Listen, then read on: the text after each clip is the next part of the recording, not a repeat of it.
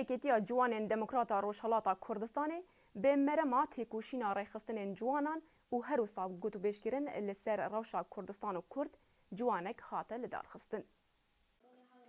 ڕۆژی پێنجشەممە ڕێکەوتی نوێی خەزەڵوەر 6 ڕێکخراوی تایبەت بە لاوانی کوردستانی ڕۆژهەڵات لە بنکەی یەکێتی لاوانی دموکراتی ڕۆژهەڵاتی کوردستان کۆبوونەوە. کۆبوونەوەکە سەرەتا بە ساتێک بێدەنگی بۆ گیانی پاکی شەهیدان دەستی پێکردو. پاشان ڕێکخراوەکانی بەشدار بە مەبەستی ناساندنی تێکۆشانی ڕێکخراوەی و چالاکیەکانیان چەند وتەیەکیان پێشکەش کرد.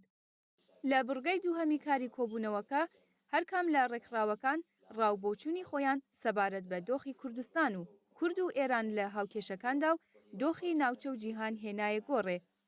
هەروەها شێوەکانی خەبات و مێتۆدەکانی شوناسخوازی لە کۆمەڵگەی ڕۆژهەڵات و گەشەی هوشیاری نەتەوەیی لە نێو لاوانی کورد گفتوگۆیان لەسەر کرا. دۆخی ئابووری ئێران و باڵکشانی ئەو دۆخە بەسەر لاوان و خوێندکارانی کورد، بێکاری لاوان و سیاسەتی بە سیستماتی گیرۆدەکردنی لاوان بە مادەی هۆشبەر لە ڕۆژهەڵات لە تەوەرەکانی بەشی دووهەمی ئەم دانیشتنە بوون. بڕگەی کۆتایی دانیشتنەکە تەرخان کرابوو بە شێوەی بەردەوامی کاری هاوبەش لە نێو ڕێکخراوەکاندا کە بڕیاردرا لێژنەی هاواهەنگی ڕێکخراوەکانی لاوانی ڕۆژهەڵات بە مەبەستی ئامادەکاری بۆ بەستنی دووهەمین کۆنفرانسی لاوانی ڕۆژهەڵات کارا بکرێتەوە.